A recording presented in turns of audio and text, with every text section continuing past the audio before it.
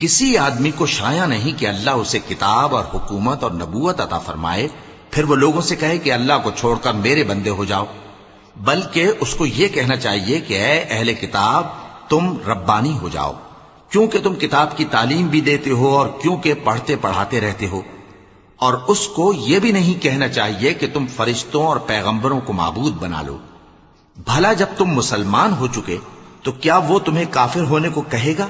اور جب اللہ نے پیغمبروں سے عہد لیا کہ جب میں تم کو کتاب اور دانائی عطا کروں پھر تمہارے پاس کوئی پیغمبر آئے جو تمہاری کتاب کی تصدیق کرے تو تمہیں ضرور اس پر ایمان لانا ہوگا اور ضرور اس کی مدد کرنی ہوگی۔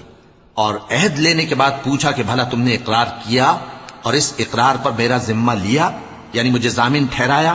انہوں نے کہا ہاں ہم نے اقرار کیا۔